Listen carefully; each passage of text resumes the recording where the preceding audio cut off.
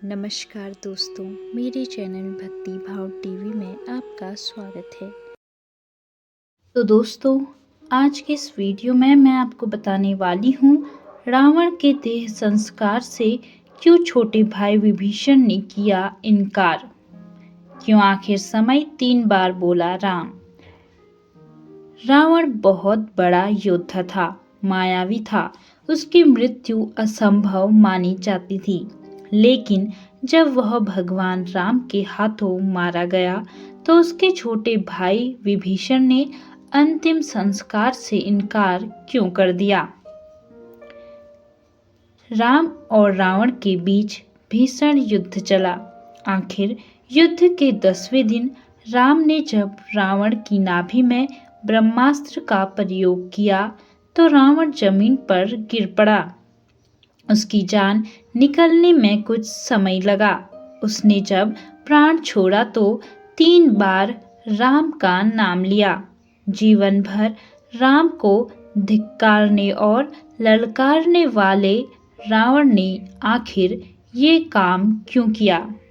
जब रावण की मृत्यु हो गई तो उसके छोटे भाई विभीषण ने आखिर क्यों उसका देह संस्कार करने से मना कर दिया। राम जब अपनी विशाल वानर सेना लेकर लंका पहुंचे तो रावण की सेना के साथ भीषण युद्ध हुआ। रावण की सेना के सारे वीर एक एक करके मारे गए। आखिर में रावण जब युद्ध में उतरा तो उसे मारना कठिन था, लेकिन 10वें दिन राम ने ब्रह्मास्त्र का इस्तेमाल उसकी अमृत लगी नाभि पर किया तो इस प्रहार को वह संभाल नहीं पाया, सीधे जमीन पर आ गिरा। उसने समझ लिया कि उसका आखिरी समय आ गया है। हालांकि जमीन पर गिरने के बाद उसने धीरे धीरे प्राण छोड़े। अब सवाल था कि मृत्यु के बाद कौन रावण का देह संस्कार करेगा, जो जरूरी भी था। तब वहां जीवित भाई के रूप में विभीषण ही बचे थे, जो राम के पक्ष में आ गए थे।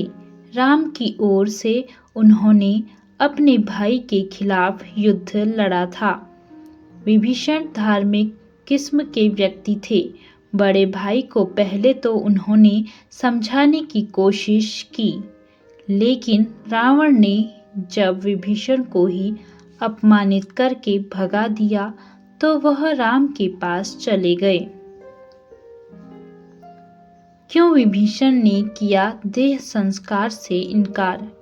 रावण की मृत्यु के बाद जब भगवान राम ने विभीषण से उसका देह संस्कार करने के लिए कहा तो उन्होंने साफ इनकार कर दिया।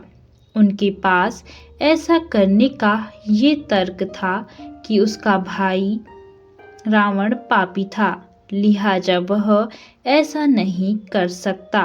तब राम को विभीषण समझाना पड़ा कि मृत्यु के साथ ही उस पार्थिव शरीर के पाप भी खत्म हो जाते हैं, लिहाजा अंतिम संस्कार करने में कोई बुराई नहीं। तब विभीषण ने ये बात मान ली। सम्मानपूर्वक रावण का अंतिम संस्कार किया गया। रावण की पत्नी ने क्या किया। बाद में रावण की प्रमुख पत्नी मंदोदरी ने विधवा जीवन बिताने के बजाय विभीषण से विवाह कर लिया। राम की सलाह पर मंदोदरी और विभीषण ने लंका का शासन संभाला। हालांकि कुछ मान्यताएं ये भी कहती है कि मंदोदरी ने आध्यात्मिक जीवन अपनाया। हालांकि एक मान्यता और भी है, उसमें ये कहा गया है कि विभीषण ने देह संस्कार नहीं किया। तब रावण का शव नागकुल के लोगों ने मम्मी बनाकर सुरक्षित रखा। कहा जाता है कि श्रीलंका के रैगला के जंगल में एक गुफा में रावण का शव 18 फीट लंबे ताबूत में रखा गया है, जिसके नीचे उसका खजाना भी है। क्यों मरते समय 3 बार राम का नाम लिया। रावण भगवान शिव का महान भक्त था। उसने शिव को प्रसन्न करने के लिए कई बार अपने सिर काटकर अर्पित किया, लेकिन उसकी भक्ति का तरीका शास्त्रों के अनुसार सही नहीं था।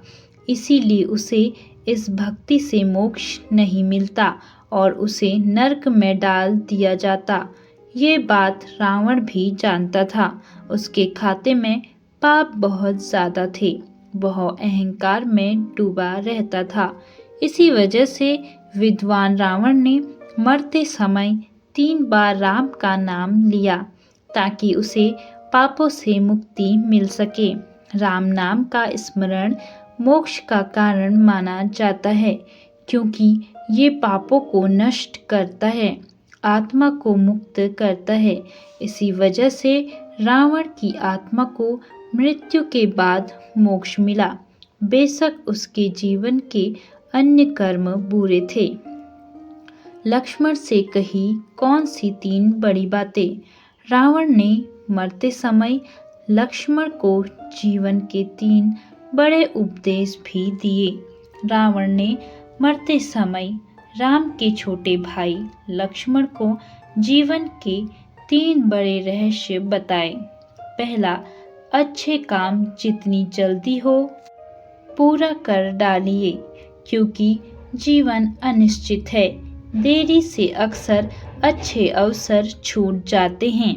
दूसरा, छोटे से छोटा रोग भी जानलेवा हो सकता है। कमजोर दिखने वाला शत्रु भी खतरनाक हो सकता है।